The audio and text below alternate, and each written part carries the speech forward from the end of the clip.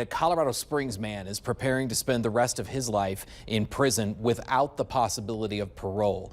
It took a jury just over an hour to return a guilty verdict for Joshua Johnson in the death of Riley Whitelaw.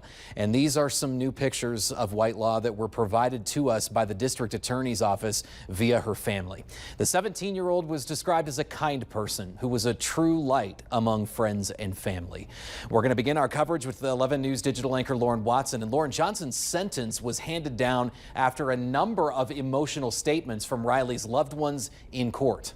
And while we can't share those statements from the courtroom with you today, some of what they said was echoed by officials at a news conference. Those close to the case say the work of many brought us to where we are today and that Riley's legacy will live on past this trial. Riley was a very vibrant soul.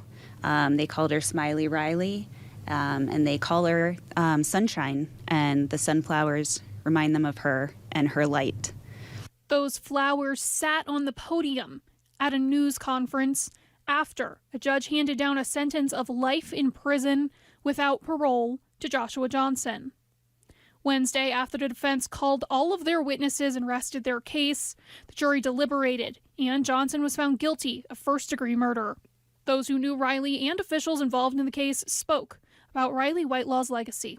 While we know that this verdict can't bring Riley back, her legacy of being a kind and loving person will live on through her family and her friends and the legislation that was brought about in the wake of the tragedy. That legislation, known as Riley's Law, now protects the names of juvenile victims or witnesses in Colorado from being released to the public.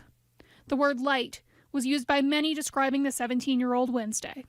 Riley's light continues to burn bright, and her loved ones, friends, and Riley's mom have dedicated themselves to guarding that flame. Johnson is still in the El Paso County Jail tonight, awaiting a prison assignment within the Department of Corrections.